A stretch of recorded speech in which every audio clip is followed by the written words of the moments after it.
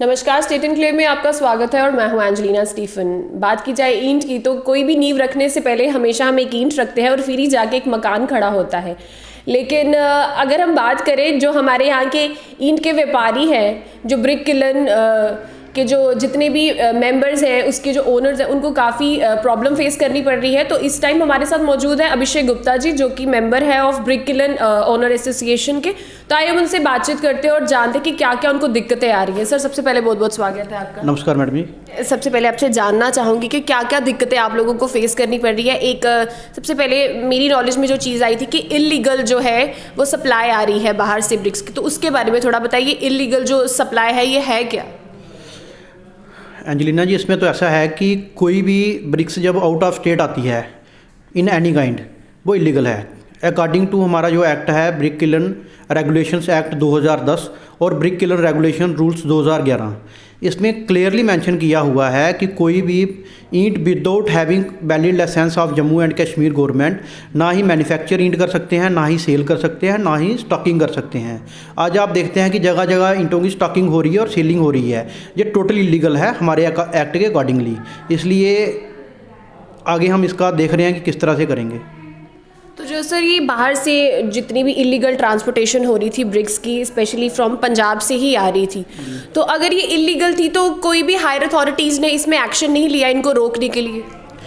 Madam, हमारी union की तरफ से तो हम हर हायर अथॉरिटी के पास में गए, लेकिन जब ये देखा गया कि कोई भी हमारे तरफ ध्यान नहीं दे रहा है तो हमारी यूनियन हाई कोर्ट में गई और हाई कोर्ट ने ऑर्डर पास किया कि जो strict compliance of brick kiln regulations act 2010 और ब्रिक किलन रेगुलेशन रूल्स 2011 को लाया जाए। उसके बाद में हम डिबकॉम साहब से मिले, अपने सभी जितने भी ऑफिसर जो कंसर्न में थे उनसे मिले। तो अपने डीसी मैडम ने एक टीम बनाई जिसमें 8-10 लोग जो अच्छे अच्छे ओहदेदार थे उनको रखा गया। लेकिन बीच में 8-10 दिन पहले ऐसा हुआ कि 25-30 ट्राले पकड़े गए, लेकिन उसके बाद में भी कोई एक्शन नहीं हुआ उन ट्रेलर्स पर। और जब ऑफिसर से मिला गया तो उन्होंने बोला कि हमें इसकी नॉलेज नहीं थी कि हमें इसको किस प्रकार से एक्शन करना है, तो ये कुछ अच्छा नहीं लगा। उसके बाद में हम एडीसी साहब से मिले। एडीसी साहब ने अपने एसडीएम्स को ऑर्डर किया कि इसको स्ट्रिक्ट कंप्लायंस किया जाए। एसडीएम्स को किया और तहसीलदार साहब को किया जो उनके अंडर आते थे। अब हमें कल एक ऑर्डर मिला अपने एसडीएम साहब का, अपने एसडीएम नॉर्थ जो बैठते हैं पवन कोतवाल जी, उन्होंने ऑर्डर किया है अपनी जितनी भी अपने पुलिस डिपार्टमेंट है, एसएचओस हैं और अपने जितने नायब तहसीलदार हैं उनको स्ट्रिक्टली बोला गया है कि इस ऑर्डर को कंप्लायंस में लाया जाए। तो हम ये सोचते हैं कि इसको कंप्लायंस में लाने के बाद में काफ़ी हद तक जो हमारा बिज़नेस है ये बच पाएगा। बात की जाए जैसे अपने ऑर्डर्स को लेकर बात की, तो आपके पास कुछ कॉपीज़ भी पड़ी हुई हैं, तो मैं चाहूँगी कि आप थोड़ा हमें पढ़ के बताइए कि क्या ऑर्डर्स आपको मिले हैं ऊपर हायर अथॉरिटी से। मैडम, हमें तो ऑर्डर नहीं मिले हैं हायर अथॉरिटी से। ऑर्डर जो हुआ है वो सिर्फ जो हमारा ब्रिक किलन एक्ट है उसको लागू करने के लिए हुआ है। बाकी तो सारी चीज़ें ब्रिक किलन एक्ट की लागू हो जाती हैं हमारे ऊपर, जैसे लाइसेंस लेना, लाइसेंस रिन्यू करना, पोल्यूशन सर्टिफिकेट लेना, माइनिंग का प्लान लेना, सारी चीज़ें जो हैं हम अकॉर्डिंगली चलते हैं। और गवर्नमेंट भी उसमें स्ट्रिक्ट रहती है कि भट्ठे वालों को तो सारी चीज़ें फॉलो करनी है। लेकिन जब हम देख रहे हैं कि पंजाब से जो ईंटें आ रही हैं उनके लिए कोई भी लाइसेंस नहीं है, कोई भी उनके पोल्यूशन सर्टिफिकेट नहीं चाहिए। आपके कहने का मतलब कि इलीगल एक्टिविटीज़ को वो स्टॉप नहीं कर पा रहे हैं, बाकी आप लोगों पे जो इम्प्लीमेंट करना है वो कर रहे हैं, लेकिन जो इलीगल चीज़ें उससे वो रोक नहीं पा रहे हैं। अभी तक तो नहीं रोक पा रहे मैडम। आज भी आप देख रहे होंगे कि कल हमारा 15 तारीख का ये ऑर्डर एसडीएम साहब ने किया हुआ है, लेकिन आज भी हम काफ़ी, जब रोड के ऊपर आप भी आए होंगे तो आपने देखा होगा कि काफ़ी जगह पर ट्रेलर्स उतर रहे थे। इसका ये है कि मैं अभी भी अपने जो एडमिनिस्ट्रेशन और पुलिस डिपार्टमेंट है उनसे रिक्वेस्ट करूँगा कि इस ऑर्डर को अमली जामा पहनाएं और हमारी जो ब्रिक किलन इंडस्ट्री है जम्मू कश्मीर में इसको बचाएं। सर, बात करें ब्रिक किलन रेगुलेशन एक्ट की 2010 की, तो मैं चाहूँगी कि आप थोड़ा विस्तार से बताइए उस एक्ट में क्या क्या था। जो 2000 ब्रिक किलन एक्ट है इसमें ये पूरा प्रोसीजर लिखा गया है कि भट्ठा इंस्टॉल कैसे होगा, लाइसेंस कैसे रिन्यू होगा, भट्ठे वाले को कैसे ऑपरेट करना है, लेबर नॉर्म्स क्या रहेंगे, ईंटों के साइज़ कैसे रहेंगे, हमें किस किस डिपार्टमेंट से एनओसी लेनी है, ये सारी चीज़ें उस एक्ट में मेंशन्ड हैं। और उसके बीच में ही ये भी मेंशन्ड है कि जो हमारी रूलिंग होगी वो भी गवर्नमेंट बनाएगी। तो उसके अकॉर्डिंगली 2011 में हमारे ब्रिक किलन रेगुलेशन रूल्स भी बने हैं।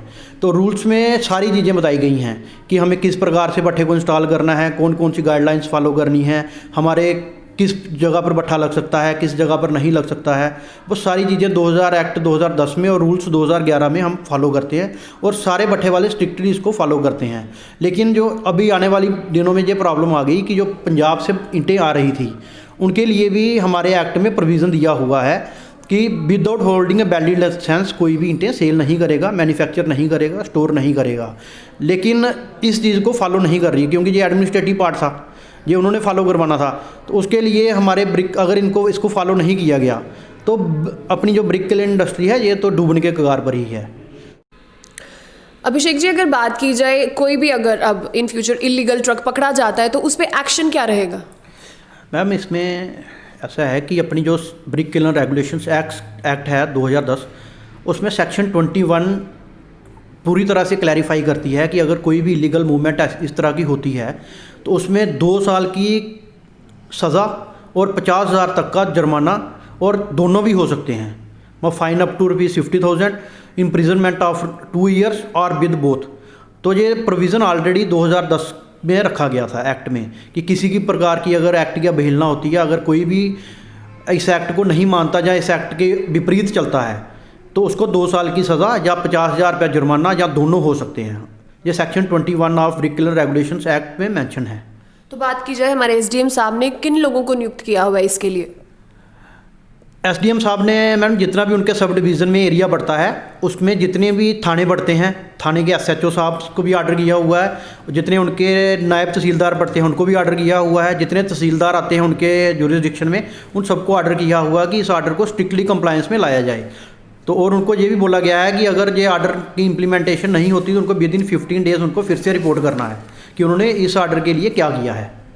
ये मेरे पास एक प्रिंट है जिस पर नाम है सभी ऑफिसर्स का, मैं बताना चाहूँगी जिनको एसडीएम साहब ने नियुक्त किया है। स्पेशली जितनी भी ब्रिक रिलेटेड इलीगल काम है उनको देखने के लिए जय सिंह जी हैं, तहसीलदार हैं, तहसील जम्मू नॉर्थ है। अमित उपाध्याय हैं, वो भी तहसीलदार हैं, उनकी डेजिग्नेशन तहसील बलवाल है उनकी। सज्जद हुसैन है, वो नायब तहसीलदार है मिश्रीवाला से। और अनायत अली है, वो भी नायब तहसीलदार है मुट्ठी से। भारत भूषण जी है, नायब तहसीलदार मठवार। गुरमीत सिंह एसएचओ जानीपुर। चंचल सिंह एसएचओ दोमाना। विश्व प्रताप सिंह एसएचओ कानाचक। महेश शर्मा एसएचओ घरोटा। ये सारे जितने भी पुलिस ऑफिशियल्स हैं इनको नियुक्त किया गया है एसडीएम साहब से, जितनी भी ब्रिक रिलेटेड इश्यूज़ हैं उनको हैंडल करने के लिए। अभिषेक जी, मैं जानना चाहूँगी कि एक भट्टी में कितने लोग काम करते हैं और ये जो इलीगल बाहर से सप्लायर है उन पे कितना इफेक्ट आ रहा है इसका? इसमें 600 के लगभग जो अपने कैजुअल लेबर है वो काम करती है भट्टे पे। एवरेज में अगर 600 अपने जम्मू प्रोविंस में 250 भट्टे हैं तो लगभग 3 लाख के लोग जो हैं वो काम करते हैं भट्टों पे। अगर ये इंडस्ट्री हमारी नहीं चल पाई तो ये 3 लाख लोग बेरोज़गार हो जाएंगे और भट्ठा मालिक भी बेरोज़गार हो जाएंगे। और इसका मेन कारण ये रहेगा कि जो बाहर से ईंटें आ रही हैं वो तो उनका सिस्टम उधर चल रहा है और गवर्नमेंट को भी इसमें टैक्सेस और लेवीज में फ़र्क पड़ेगा। तो बात की जाए 370 हटने की, तो 370 हटने के बाद जो आपका ये ब्रिक किलन रेगुलेशन एक्ट था ये फोर्स में रहा कि नहीं? इसमें तो मैम ऐसा कहा जाएगा कि जैसे अपना बहुत सारे जो एक्ट थे वो रिपील हुए और बहुत सारे जो एक्ट थे वो रिमेन इन फोर्स रहे। हमारा जो ब्रिक किलन रेगुलेशंस एक्ट 2010 है ये रिमेन इन फोर्स रहा और ये आज भी इम्प्लीमेंट है। और इसी प्रकार के जो एक्ट हैं वो हर स्टेट में हैं, जम्मू कश्मीर को छोड़ के पंजाब में, हिमाचल में, हरियाणा में, यूपी में, केरला में, कर्नाटका में, तमिलनाडु में, जितनी हमारी स्टेट्स और यूनियन टेरिटरीज हैं उसमें सभी का स्टेट एक्ट इसी तरह का है। और सब में ये मेंशन किया हुआ है कि नोबडी कैन सेल मैन्युफैक्चर और store BRICS in other state. तो इस प्रकार से ये एक्ट सभी स्टेटों में है, सिर्फ जम्मू कश्मीर को स्पेशली नहीं रखा गया था। इसका ये मेन कारण ये था कि जो ईंटें बनती हैं ये सीजनल हैं, इसमें 3-4 महीने का ही सीज़न रहता है, किसी जगह 2.5 महीने का रहता है, किसी जगह 3 महीने का रहता है, किसी जगह 4 महीने का रहता है। तो जो स्टेट बॉडीज़ रहती हैं वो अपने डेवलपमेंट को सेफ गार्ड करने के लिए ये एक्ट बनाती हैं कि सिर्फ भट्ठे वाले ही इसको सप्लाई कर सकें, मैन्युफैक्चर कर सकें और स्टोर कर सकें। अगर नहीं तो इस तरह से अगर इधर उधर ईंटें आना जाना शुरू हो गई तो डेवलपमेंटल वर्क्स काफ़ी हद तक रुक जाएंगे। और मैं आपको ये भी बताना चाहता हूँ मैम कि जब ये अपना लॉकडाउन लगा था तो जम्मू कश्मीर में जो सबसे पहले जो ऑर्डर हुआ था खुलने का वो भट्ठों को ही खोला गया था। वो भी इसलिए खोला गया था कि अगर भट्ठे नहीं खुलते तो जम्मू कश्मीर में जो आज भी डेवलपमेंटल एक्टिविटीज़ हो रही हैं वो बंद हो जाती।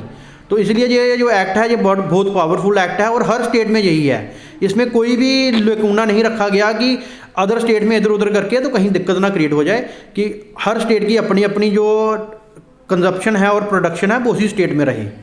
अभिषेक जी, एट लास्ट मैं आपसे यही बोलूँगी कि क्या क्या डिमांड्स हैं आपकी, आप इन नट शेल बताएंगे क्या क्या डिमांड्स हैं।